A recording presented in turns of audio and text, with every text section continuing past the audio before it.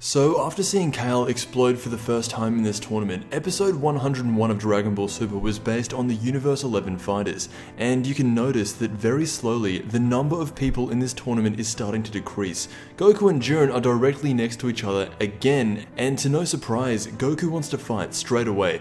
And it looks like Jiren was at least considering it. Sometimes it's hard to tell what he's thinking because he rarely speaks, but defeating Goku is something that I'm sure has to be on his mind, and the sooner he does it, the better chance his universe will have. As Goku and Jiren are about to fight, Toppo comes out from behind the smoke and blasts Goku out of there. He tells Jiren that he has chosen 5 other fighters from his universe to take care of him, so that they can save their strength. And so when these 5 Pride Troopers show up, Goku makes a truce with the Universe 6 Saiyans. It was really hard to get a gauge on how strong these Universe 11 fighters are because for the first half of this episode, Goku couldn't touch them. The episode then cuts to the other fighters from around the multiverse being thrown off, and this is where you get the feeling that very soon there's only going to be 20 or 30 guys left in this tournament, and that is when it will really start getting interesting. Right now and for the past few weeks, we've been getting rid of all the fodder characters that won't be able to compete at the end stages of this tournament.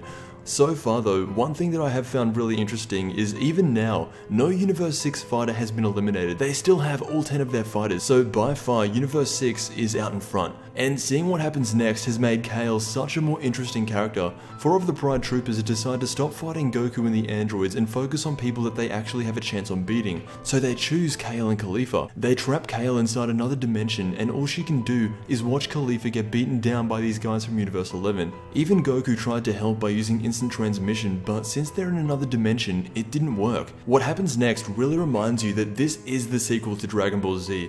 Khalifa looks like she's about to die, but she turns around and smiles at Kale, telling her that she'll protect her no matter what. Kale hears this and she begins to power up, and you're thinking here we go again with her berserk form, but this time it's something different. She breaks out of the dimension that she's trapped in and she's transformed into a Super Saiyan, or at least her version of a Super Saiyan. She has a full sense of who she is, and with that, Universe 11 decide to attack together. They combine their beam struggle into one, and they have just knocked out 3 of the Universe 11 fighters. When she's like this, Kale looks unstoppable. Obviously we saw what Jiren did, but other than him, she's going to be hard to take down, especially now since she can control it. The biggest talking point here is Universe 11. This universe was supposed to be so strong, but they only have 4 fighters left.